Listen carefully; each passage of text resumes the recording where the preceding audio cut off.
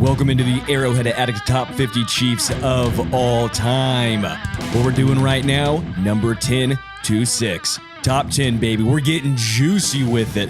Adam Best, Matt Connor, myself, Sterling Holmes. Fellas, how we doing? We're getting ready to talk about some of the loyalist, greatest Chiefs who ever existed. All five of these guys spent, I believe, over a decade in Kansas City. 4 of the 5 never put on another uniform. So really excited to talk about these players. All right, without further ado, let's get into it. The second best quarterback of all time in Chiefs Kingdom history, Len Dawson, coming in at number 10.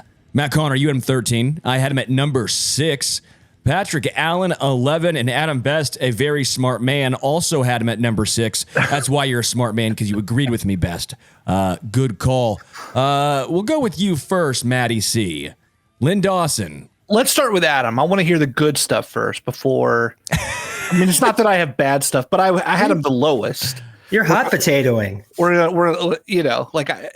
I'm deflecting here because I had him 7 spots lower. And look, okay, I'll start. I'll say No, fine. Apparently you hate Lenny the Cool. So we'll go with Adam Best, number 6. Lenny the Cool, the best nickname maybe ever. Yeah. And also second best quarterback in Chiefs history.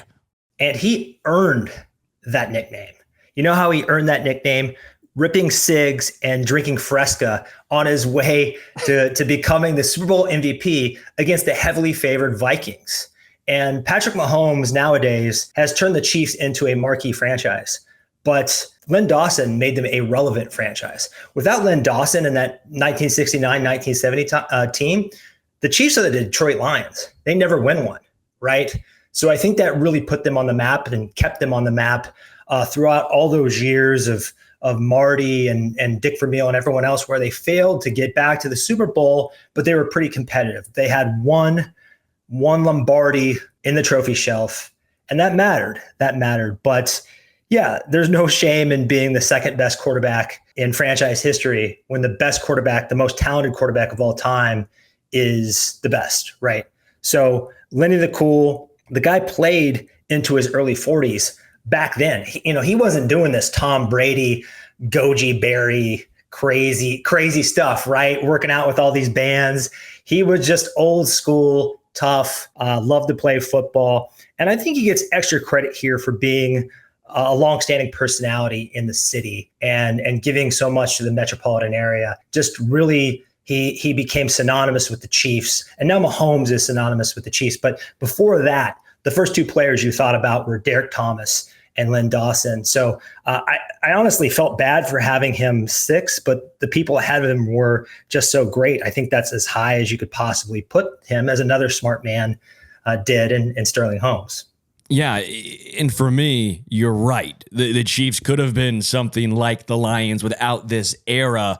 Len Dawson, obviously the catalyst, the quarterback behind the early success for the Kansas City Chiefs. It almost made sure the Chiefs, with that early success, became a quote-unquote classic franchise, right? Whoever had success early when it switched to the NFL, this is my opinion, maybe my opinion only, maybe I'm just out here on a limb here, but whoever was successful early in the NFL era, right? You're then labeled as a classic successful franchise. Because of the Chiefs' early success with Len Dawson at the helm, you could point back and say, well, they were classically a good franchise. Fair or unfair, they only won 1 Super Bowl, but it was early enough. They played at number 1, they won number 4, so we're sitting here going, oh, that means they were a classically talented franchise. They just had to go through a stretch of disaster in between. Now, for franchises who started off weak and then got better in the middle era, right, you're sitting here going, well, what about us? Are we not considered a classic franchise just because it took us 15 years to get off our feet? Well, that's kind of how I view this. It's whoever had early success gets that title, gets that label. Maybe I'm wrong here. Maybe you guys feel different. But for me, that's another big reason of why I think Len Dawson, the quarterback of that era, gets this nod at number 6 for me.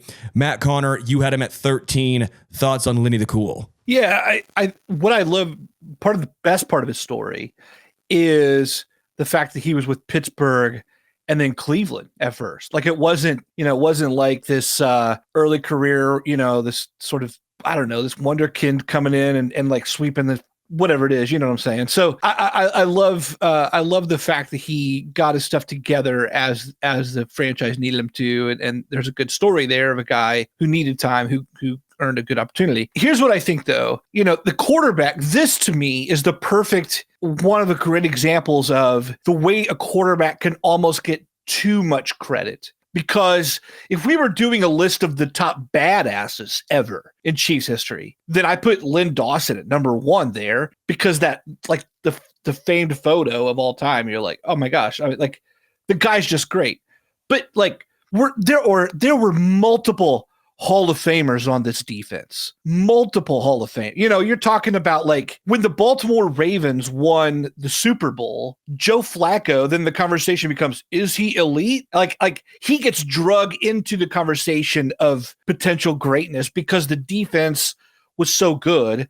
I'm not saying Len Dawson's Joe Flacco. I'm just saying that, like, when you're captaining a franchise, the quarterback gets all the accolades, all this whatever, and you look at those franchises and it's like, man, you're talking like Johnny Robinson's a backseater to Emmitt Thomas, who's a backseater to Buck Buchanan, who's in the same conversation with Willie Lanier, like, we Bobby Bell, like half that defense is in the Hall of Fame. And so if you're going to ask me to put him, like, I had to put him number 13 because he's not, to me, like the 6th best, 7th best. Like, there are other people who were there and fierce. Anyway, I've made my point here. I don't know. I don't even know what you guys think of that. I'm not saying he doesn't deserve credit, but it wasn't an offensive powerhouse that was overwhelming then. So yeah, I feel fine having him outside the top 10. I get your thought process because it was almost a defensive first type of team. And quite frankly, it was a defense first era. Let's be real now, right?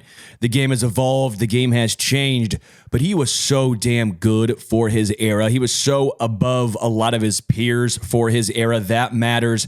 And you're right. It's maybe a little unfair, but there were so many great defensive players. So you can point to any number of those guys. When you look offensively, who do you point to? It's immediately him. Immediately. It's not like you're picking from 5 guys offensively, and fair or not, that's the way it looks, where he almost carried the offense while it's 11 dudes on defense who were finding ways to come together because they were all great. Offensively, it wasn't quite the case. He did throw to Otis Taylor. I mean, let respect where respect is due. But I think it's a really difficult argument to make because he obviously means so much to that team and to the franchise since then. But this is a completely different era. I mean, he never had 3,000 yards passing. They just didn't throw the ball like they do now. So you're really, I don't even know if you're comparing apples to oranges with him and Mahomes. That would be Trent Green and Mahomes. This is like apples to pomegranates. It's crazy. So I think for me, it's just what he means. It's similar to hearkening back all the way to Dante Hall, just how much he meant to the franchise and how his presence was outsized compared to his production, if that tracks. Yeah. He is one of those luminaries in franchise history that becomes really like, this whole list is subjective, but guys like that, Joe Delaney, Len Dawson, some of these figures who loom large in the community or stand as sort of like historic figures are a little tougher to evaluate or know how to put on the sheet of greatest ever, because it's like, how much of this is just on the field during his time as a player and how much of this is just about the lore of the franchise. Well, and it's also the best photo of all time. So that obviously moves him at least a couple bumps up. All right, number 9. Number 9 on the top 50 Chiefs of all time, Willie Lanier. We were mentioning him and talking about the elite defense. Willie Lanier, obviously a massive part of that. Matt Connor, you had him at 7. I had him at 10. Patrick Allen had him at 6, and Adam Best had him at 11. 8-time All-Pro, 6-time Pro Bowler, NFL Man of the Year, obviously won Super Bowl 4, NFL 100th Anniversary All-Time Team, Kansas City Chiefs Hall of Fame. Not only that, he's in the Pro Football Hall of Fame from the powerhouse that is Morgan State. We'll start with Best first this time. I can't remember because Matt Connor kind of conceded apparently last time. We'll go Adam Best. You had him at number 11, Willie Lanier. Yeah, and I never got the privilege of seeing him play, but my dad, huge fan, I inherited my fandom from him. He did, and one of the things he talks about is this pivotal goal line stand against the Jets in 1969 with the team on their way to the Super Bowl, where really he was the catalyst. He engineered that. And without that, they might not be Super Bowl champion. Not just one occasion where this kind of linchpin of, pun intended, I guess, of one of the greatest linebacker trios of all time. I think they have to be in the argument. Now, there are certainly some great ones. And Matt, you mentioned the Baltimore Ravens and Ray Lewis and those guys will have to be up there. But yeah, Willie Lanier is a fellow Hall of Famer of Bobby Bell. And I think this group, they are definitely in the top 5 of greatest linebackers of all time. Yeah, I think it's a very good call. He pushed out Jim Lynch, right? They were trying to bolster after losing Super Bowl I. They're sitting here going, well, we got to bolster the defense, bolster the linebacker core. They already had a pretty good linebacker core, but they were trying to improve. Jim Lynch went 50th, I think, in that draft. And then 3 apart, right? Yeah, there's 3 apart. They're very, very close. And then they drafted Jim Lynch and then Willie Lanier. Just incredible. Just imagine drafting those 2 guys within 3 or 4 picks, saying we got to bolster the defense, bolster the linebacker core after losing Super Bowl I and going, oh, wow, what have we just done? We now have created one of the best linebacker cores in football. Matt Connor, you, Willie Lanier, number 7 on your list. I love the idea of this guy being such a big hitter. He's 6'1", 245, but came away with 27 career interceptions. Is that right? It's so rare to find today the full 3-down linebacker, first African-American middle linebacker, first African-American player in the heart of the defense leading that, and then does so at 6'1", 245, delivering tough hits, plays so big, made the leap, like you said, from Morgan State, plays 10 games in his first year with the Chiefs, and then doesn't miss a single game thereafter. Once he enters the lineup, he plays every single game for the next 11 seasons. So he's the picture of durability. He was tremendously productive. He's setting the tone in the heart of the defense, and as a leader while doing so, setting an example, did so while making the tremendous leap. He's just a great story from every angle, and it wasn't just a short-term thing. It was over the long haul. So I'm so glad he's in the Hall of Fame. Celebrated performance throughout, and then like you said, he also won the Man of the Year award. So what's not to like about Willie Lanier? He was an obvious top 10 and made him top 7 for me. Yeah. All right, let's get into number 8. Number 8 on the top 50 Chiefs of all time. One of my favorite players, if not my favorite Chiefs of all time, and somehow I had him the lowest. I'm silly apparently, and that is Will Shields. Will Shields coming in at number 8 overall. Matt Connor, you had him 5th. I had him 11th. Patrick 7, Adam Best 10. 12-time Pro Bowler, 2010's All Hall of Fame team, 2003 Walter Payton Man of the Year. Only played in a Chiefs uniform from 93 to 2006. So many All-Pros as well. What was the final 5 years of his career? He was an All-Pro. Just, man, I love Will Shields. I'm shocked I only had him 11. I looked at this and go, I must be wrong. He has to be higher, right? Sorry, Will. But Matt, I'll go with you. You actually had him the highest at number 5. Number 5 for Will Shields for you. Look, I, Patrick, Adam, we've all talked about several offensive linemen over the life of our times together, ranking these guys. And, this is a franchise and this is a fan base that loves tremendous offensive line play. We're lucky to see it today with Joe Thuney, with Creed Humphrey, with Trey Smith up front. We're hoping for great things from the tackles this year as they maybe develop and get better. And, when you talk about the greats like Willie Roaf and some others, we've waxed poetic about them. But this is the summit of that hill. So at a position where we love great performers, this is the ringmaster of that circus. The guy made the Pro Bowl in 95, by the way, for the first time. I graduated high school in 95. The guy made the Pro Bowl then, and then kept going through 2006 when I would have had my 10-year anniversary. The guy's just still doing it.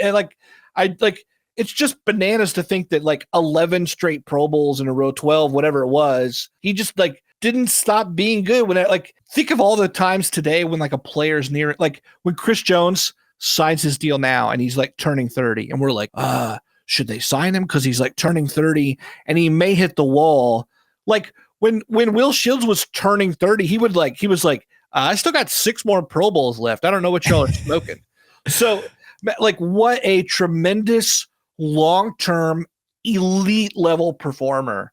Just it was awesome to see him work, man. He was awesome. And like, think about what that means as an offensive lineman. It was awesome to see a guy without the ball work. Amazing. Just going to the Iron Man and talent level he had, I think this is so impressive. In 14 seasons, Will Shields never missed a game, and he failed to only start one game. That game, his first regular season game as a rookie in 93. From game 2 of his rookie year until he retired, he's played and started every single game. All right, Adam Best, you had Will Shields on your list at number 10. Your thoughts on Will? I think distance has really been his friend. To me, he is the defining chief of the odds, because if you think of Willie Roaf and Priest Holmes and Tony Gonzalez, these guys played for other franchises. But Will Shields never put on another uniform. And when you have these great duos, I think in our society, there's a rush to crown one Batman and make the other one Robin, right? But this is similar to Outcast or something, where Willie Roaf is so talented and so singular and so spectacular that I think he gets a little bit of the more than his share of the shine. But when you look back at Will Shields, it's kind of like, wait a minute, maybe this other guy is more consistent. Maybe this other guy meant just as much, if not more.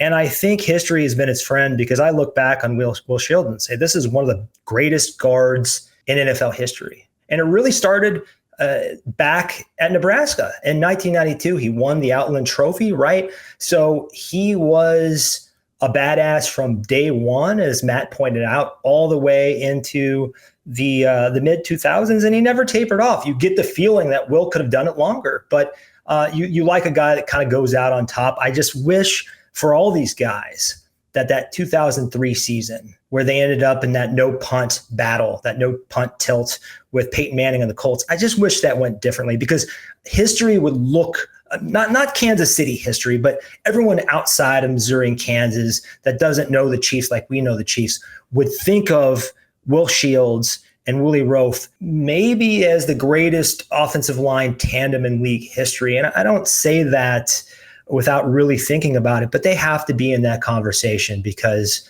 2 of the best to ever do it, both named Will, Big Willie style. Miss those guys. Yeah, I was family friends with Will Shields. I played basketball with his son, Siobhan, really good guys as well. Just great people. I mean, always giving back to charity as well, Will Shields. I saw him not that long ago. I mean, not that long, probably 4 years ago. It's crazy how much weight he lost. Like you go from playing football, all of a sudden now he's like skinnier than I am. I'm like, what the hell? You're Will, look at you, man. I just funny little antidote here, and we can move on. I remember I was running the board for a show and he was on, and they said like producer Sterling, and he is like, afterwards I was talking, he goes, I only know one Sterling. I knew it had to be you. And it had been, I don't know, 10 plus 15 years maybe since the last time I saw Will. And I just always have fond memories of Will Shields. Just awesome dude, both on and off the field. A question. If the Chiefs had been more successful, would Will Shields potentially go down as the greatest guard in NFL history? Could he be in that conversation? Because right now it's probably, Larry Allen? Is it maybe I don't know. I'm trying to think of others who'd be in that conversation. You almost always think tackle, I think, first, which is why it makes it hard, right? I think tackle always gets the love, and guard is almost, I don't want to say forgotten, but guard is always second to tackle typically. Outside of Larry Allen, how many tackles do you think of before you even get to a guard? You just rattle off Anthony Munoz, Jonathan Ogden, Orlando Pace, Trent Williams, boom, boom, boom. I think a lot of times we look at the tackle and there's just kind of this delta in how we value tackles versus guards. But as we're seeing with the Chiefs now, I think Brett Veach values the interior as much as he does the exterior, because quarterbacks know this, that inside pressure, is what frustrated Tom Brady the most. I think it's what frustrates Mahomes the most, Manning, all these guys. So, I think I wish we could have some revisionist history there.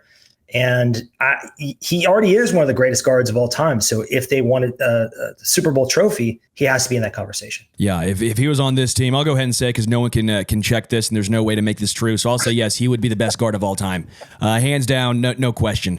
We'll get to number 7. Number 7 on the top 50 Chiefs of all time, Emmitt Thomas. Emmitt Thomas, Matt, you had him at 11. Patrick had him at number 4. Adam Best had him at 9. Again, he's a smart man because I had Emmitt Thomas at number 9. Adam Best, weird that we're agreeing a lot. Typically, that's not a good thing because I don't want to agree with you. But I guess I'll begrudgingly. No, I said it first. Come on. You can't go samesies or ditto. That's lame. Best, come on. All right, Emmitt Thomas coming in at number 7, Super Bowl champion, obviously. 2-time first-team All-Pro, 2-time second-team All-Pro, 5-time Pro Bowler, NFL interceptions leader in 1974, 58 in his NFL career, almost 1,000 interception yards, right? Almost went for a K. 937, including 5 touchdowns as well.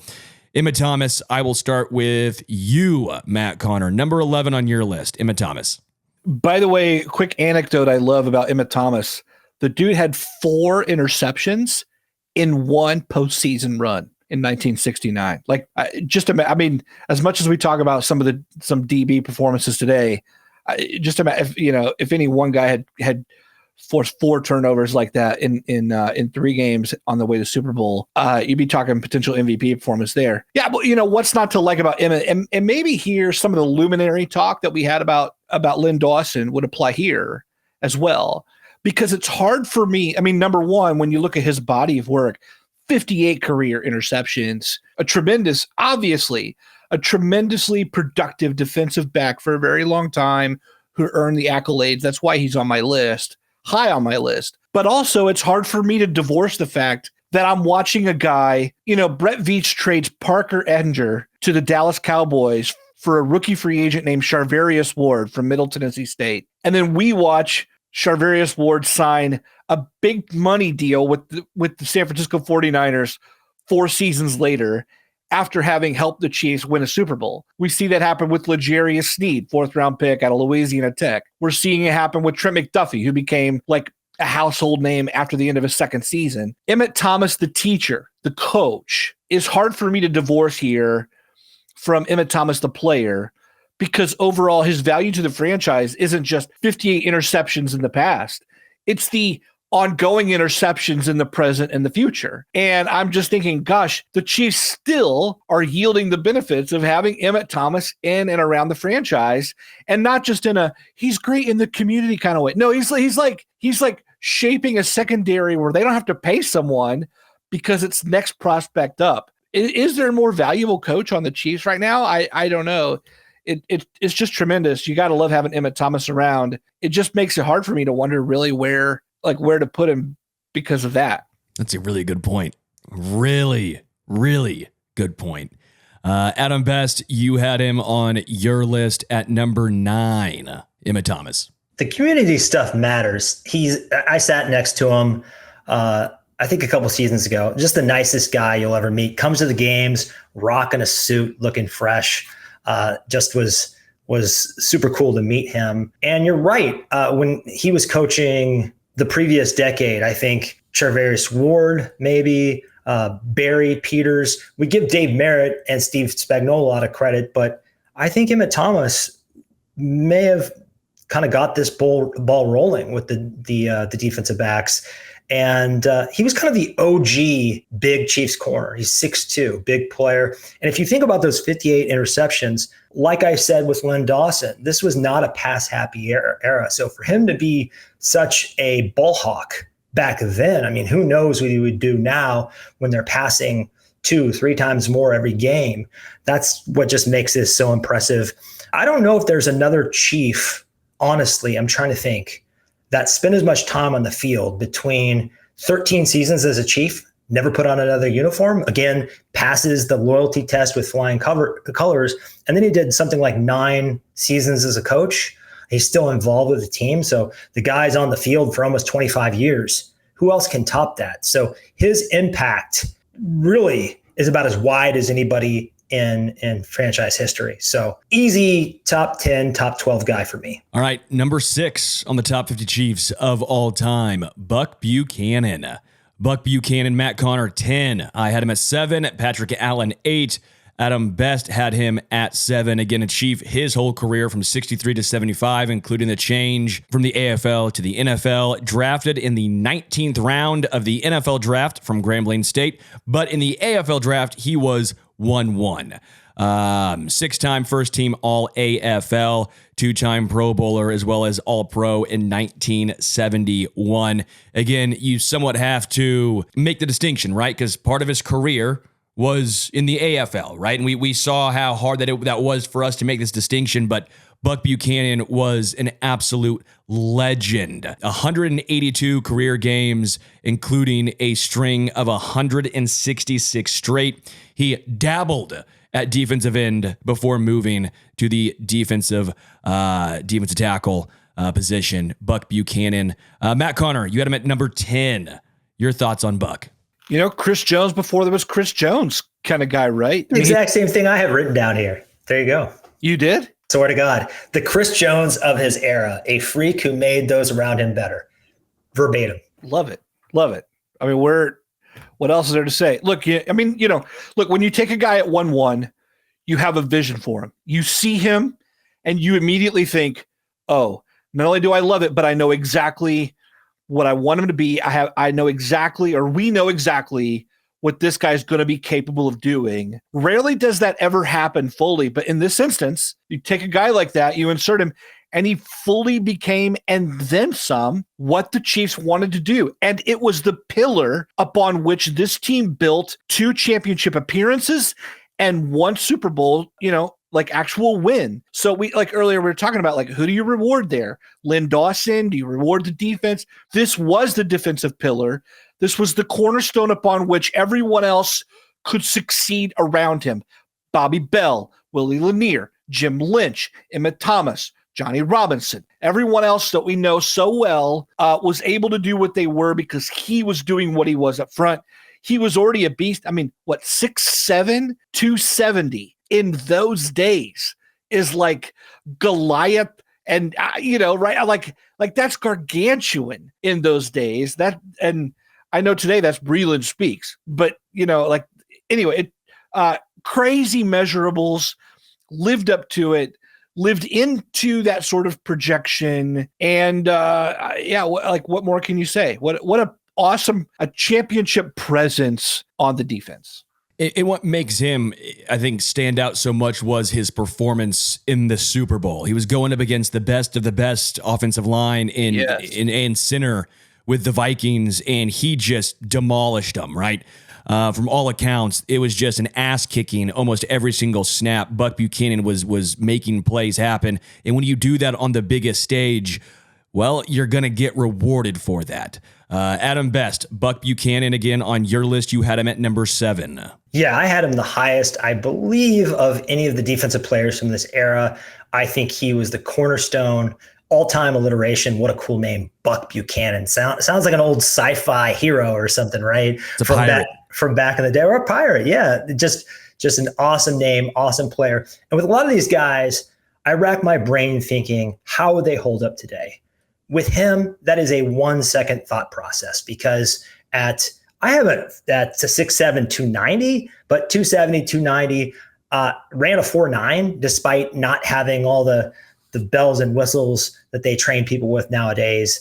Just an absolute freak. And he passes the loyalty test again, only played for KC during his 13 seasons, or, what became the Chiefs.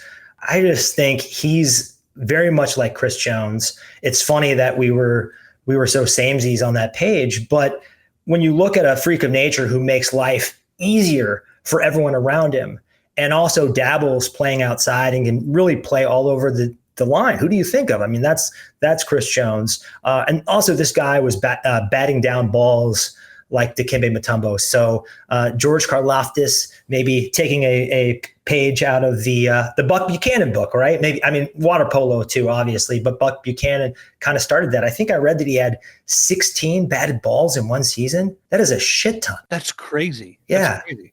Giannis Antetokounmpo, but make him 270. Yeah. I mean, unreal player, unreal team. And I think he belongs here, pushing towards the top 5, maybe not getting into it. Also, if we were boomers, and I don't use that as a pejorative, but if we were older, we might have him in our top 5. But we saw some of the guys that, I mean, a lot of my top 5 is guys that I saw play. All right. This was the top 50 Chiefs of all time with the Arrowhead Addict fellas right here, numbers 10 through 6. Up next, the top 5. If you want to give us a like, give us a review, give us your thoughts on who you think should be in the top 10. Drop them, let us know. Until next time, we are out.